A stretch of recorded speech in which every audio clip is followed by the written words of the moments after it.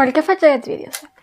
Principalment és una manera d'explicar què és el que jo vull estudiar. Perquè ningú sap el que és. O sigui, vull dir, què vols estudiar? La típica pregunta que et fan a quart de l'ESO. Dius, direcció d'art. Ah, que bé, vols anar al teatre? No, això no és direcció d'art. O sigui, vale, sí, però és una de les 1000 coses que engloba. Jo, principalment, vull anar a fer cinema, fer direcció de fotografia, fer fotografia, perquè és un món que m'envolta i m'agrada moltíssim, m'interessa moltíssim i és una cosa que mai t'explicaran a l'institut. Mai. És un món totalment ignorat, però que avui en dia és el que més ens envolta a tothom. És la fotografia i el cinema. És tot allò que es pugui considerar visual. Un videoclip, la publicitat, com s'ha dit a una revista, com es fa tot el que té a veure amb el visual. Soc una persona que no és ni de lletres ni de matemàtiques. A la típica pregunta aquesta de què ets, de ciències o de lletres? Deixem de fer aquesta pregunta sense incloure el món visual. Estic farta. Sempre és ciències o lletres, ciències o lletres. Obliden aquesta tercera opció del món visual. És com que si escolleixes aquesta tercera opció, és que no pots escollir-la, no és una opció. És un passatemps. Seria com un passatemps, sí. No és una sortida laboral. No és una opció que et deixin triar. I llavors, clar, jo tinc clar que sí vull tirar cap a lo visual. Vull que la meva sortida laboral sigui la visual. I és una que he volgut des que tinc memòria, no és algo nou. Sí, sempre he recordat que jo he viscut envoltada de tot lo visual, plàstica, disseny. Estic falta d'aquesta típica pregunta. El còmic m'ha envoltat tota la vida. No poden continuar influint en la gent això, perquè després normal que diguin és que la carrera de Belles Arts és amb la més fracassats, amb la més abandonos, amb la menys salari. Pues, si comencem així, des de petits, només involucrant-los a lletres o ciències, la carrera d'arts mai serà el que podria arribar a ser. Tu, quan dius que vols estudiar sanitat, tothom sap dir-te totes les rames de sanitat quines hi ha i totes les subrames dins d'aquestes rames de sanitat. I tens un munt d'informació, és superfàcil saber quina és la que a tu t'agrada, perquè hi ha moltíssima informació, tens moltíssima gent que ha estudiat.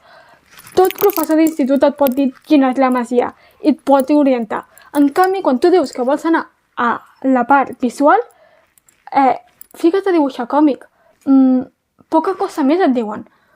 I jo tinc clar que sí, vull fer visual, però tampoc m'agradaria crear-ho. Sí, ho gaudeixo, però no tant com organitzar.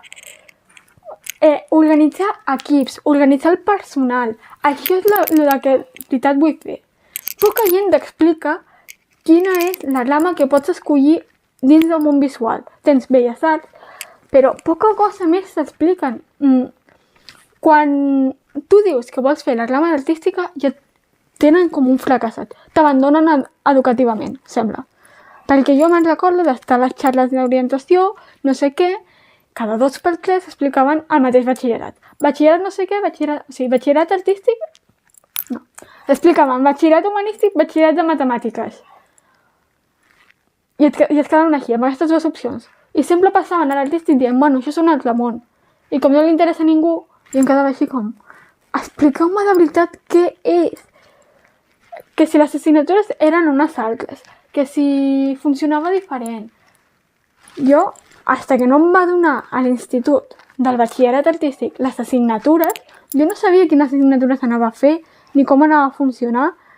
És un món que si tu escolleixes aquest camí, directament és com si volguessin que t'estavellessis, perquè tampoc et donen la informació ni les eines necessàries per saber si de veritat és el que tu vols fer. Quan tu dius que vols fer el món artístic, les úniques coses cap a les que et poden orientar és si t'agrada el dibuix. Perquè tenen molt clar que el món artístic és dibuix. I te'n vas a dibuixar o això. Però en canvi jo sé que vull fer fotografia. Ningú t'orienta cap a la fotografia. Ningú et dona sortides laborals que pugui tindre la fotografia. És un món oblidat. Sembla que qualsevol cosa que sigui visual és oblidat.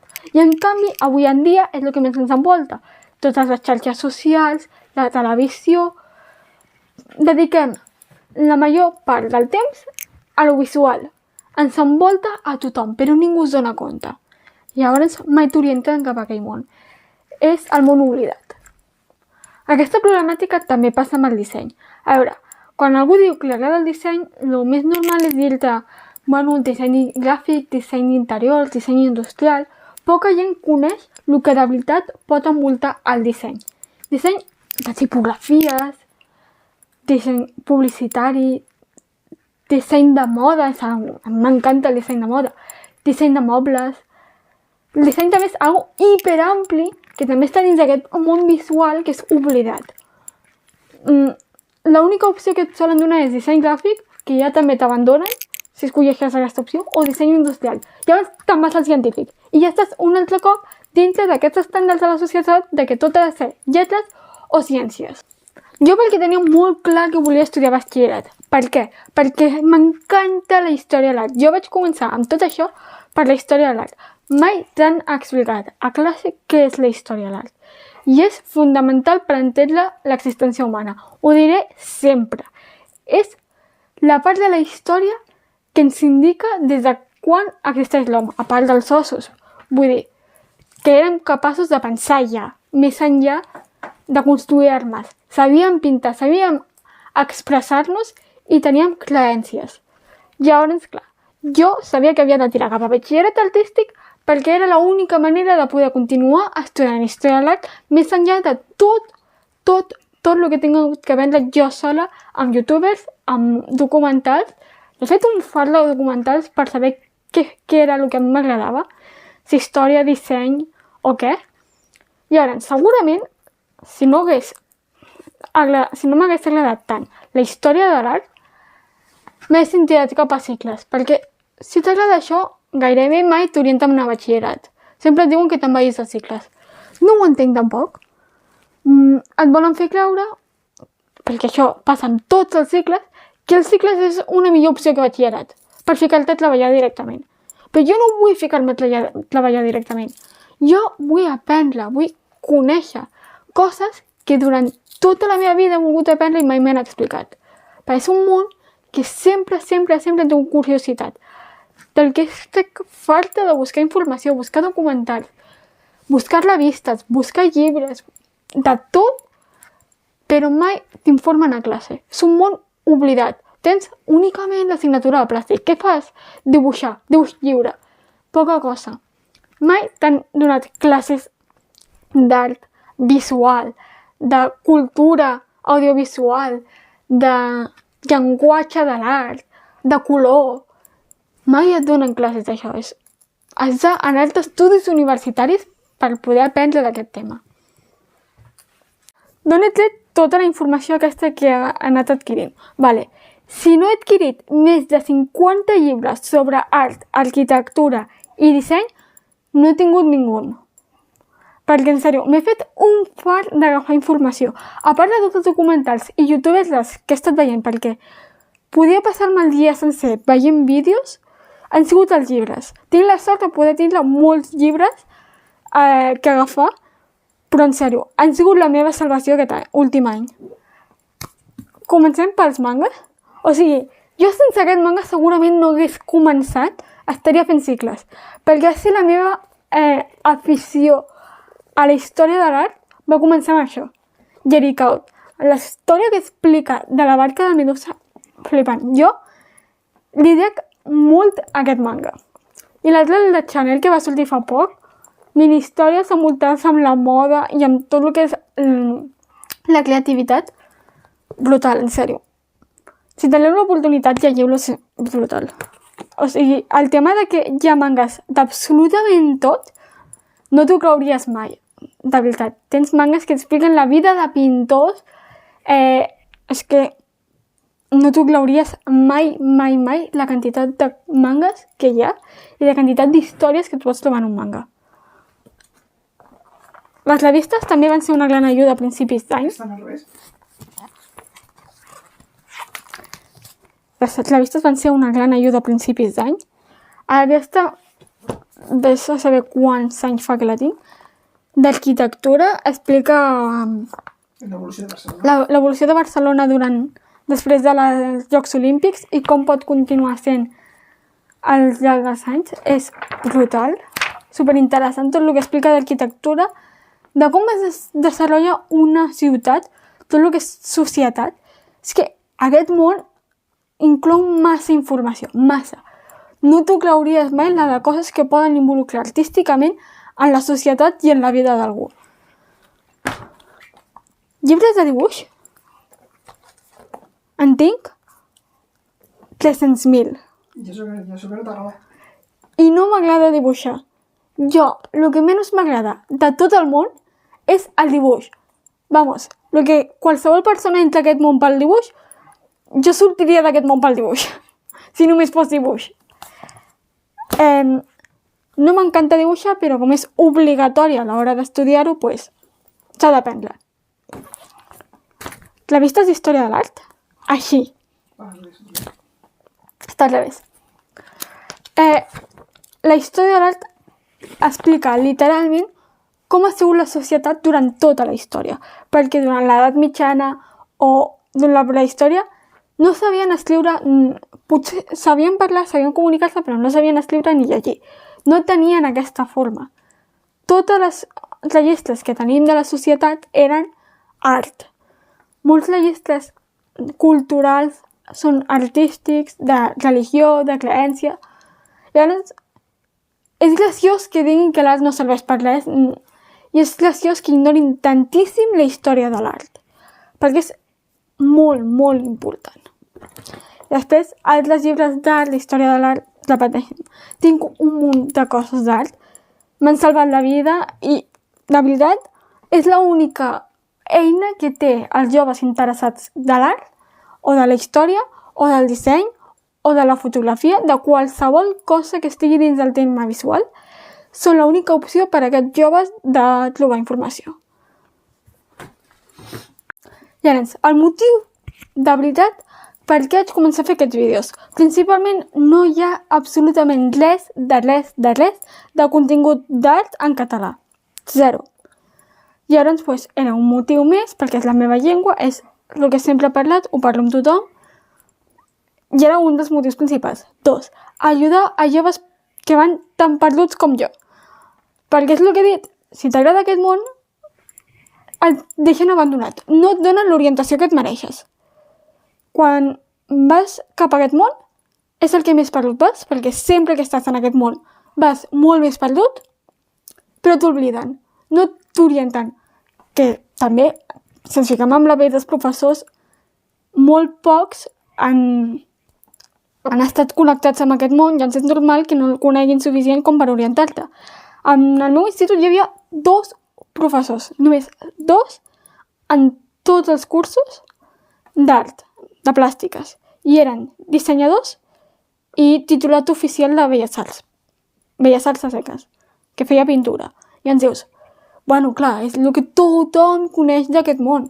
I llavors, jo, per exemple, que volia fer alguna cosa desconegut en aquest món, per dir-lo desconegut, que és la fotografia, el disseny de moda o coses molt més visuals, molt més ampli, pues no hi havia ningú que em pogués fer de guia. Jo he tingut que investigar-m'ho tot. He tingut que investigar que era un director de fotografia, he tingut que investigar que era un director d'art. Com buscar això? També estava indecisa, perquè també m'agrada moltíssim la història de l'art. Llavors, va super perdut en aquest món perquè és tan ampli que no has tingut temps de tocar res, ni temps de poder aprendre tot el que hi ha dins, com per decidir-te què és el que vols fer. Llavors, això m'ha ajudat a, per exemple, tinc aquí l'àlbum, una persona normal obriria això i veu fotos normals, simplement. Però quan has estudiat tant, pues, tu veus les imatges i reconeixes referències històriques, referències que interpreten la simbologia. Hi ha molta simbologia de la cultura xina, molta decoració d'interior barroca. Pues, moltes coses d'aquestes la gent no ho veuria, no ho entendria. I són de les coses que aquest món t'ensenya. Tu aprens visualment moltes coses. Tenim el joc, per exemple, d'anar pel carrer i quan veus un edifici, una església o alguna cosa d'aquestes, adivinar de quina època és. O quines èpoques estan barrejades, perquè moltes vegades aquests edificis tenen parts d'una època i parts de l'altra. Moltes vegades pot ser una estructura romànica i acabar tenint alguna construcció de molt més després neoclàssica. Això ningú pel carrer sap dir-t'ho i és divertit, en veritat, anar pel carrer i dir pues mira, aquest edifici és això, aquest edifici és l'altre. És molt divertit. Tornant aquí, la teoria del color. La teoria del color és una que et persegueix una vegada que l'has entès. No la deixes de veure mai. Les meves ungles tenen teoria del color. Això té teoria del color, té desenfocs, té la composició. Soc una fanàtica de la composició, en sèrio. M'encanta. Poca gent a la meva edat sabria dir-te ni tan sols què és la composició, per què existeix, ni tan sols saben de la seva existència. La composició expressa paraules, expressa sentiments. Tot això és que veus el món d'una altra manera quan has après tot això. I que la gent t'ignori per simplement anar-te cap al camí visual és desesperant. Llavors, tot això existeix gràcies a aquesta idea de anem a guiar la gent que té un interès i acaba abandonant això simplement perquè no sap com... no té guies. És un món en el que... és un món ple de persones totalment independents. Si no saps buscar-te la vida, no pots estar dins del món, perquè la gent no et pot ajudar. No t'ajuda, t'ignoren. I ara, l'objectiu final de tot aquest projecte és poder ajudar. Jo no vull fer-me famosa, i això ho tinc clar. Perquè si volgués fer-me famosa, des d'un principi no estaria feta en català. I això està claríssim. És difícil fer-te famós amb contingut en català. I llavors, l'objectiu és només simplement poder ajudar a gent que està perduda. És el més important per mi, perquè és un món que estàs totalment perdut. Des que entres dius, vale, i jo què faig aquí? Moltes vegades et sents totalment perdut perquè és molt ampli, és molt competitiu, també és un món supercompetitiu moltes vegades. Simplement tinc aquesta necessitat de poder ajudar la gent que moltes vegades no tinc fàcil, perquè jo he tingut gent al meu costat que igual no sabia massa d'aquest tema, però han fet tot l'esforç possible per orientar-me. M'han ajudat a buscar informació, he pogut... Llavors, molta gent no té aquesta facilitat i jo vull deixar un registre per si en algun moment algú necessita aquesta ajuda i em pot trobar a mi, començar a orientar-se. De veritat, la meva passió és poder ajudar moltíssima gent a descobrir aquest món i que aquest món deixi de ser tan infravalorat, que és la carrera fàcil, és només dibuixar, és molt de treball, molta informació, és totalment diferent. I ara que estem parlant d'aquest objectiu del canal, us explicaré un acudit, més bé. I és l'origen del nom del canal. Vale? Començarem per el menys divertit, Lousin. Lousin és un cognom que m'encanta i que ja faig servir gairebé com a personal. És molt bonic i llavors és com un cognom, però la gràcia ve de cau. Què vol dir cau? Bueno, quan et fiques a veure com es diu cafè en anglès, té dos tipus de pronunciació. La que tothom coneix, la de coffee, i una segona que és coffee. Cau.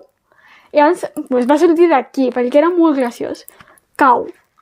Coffee. I d'aquí, com m'encanta el cafè, però no només el cafè, la beguda, tot el que em comporta amb això. Tenim un podcast que ho expliquem ja fa gairebé un any, explicant tot el que involucra la cultura del cafè, una cafeteria, tot l'entorn que et porta una cafeteria. Des que vaig descobrir això, Coffee.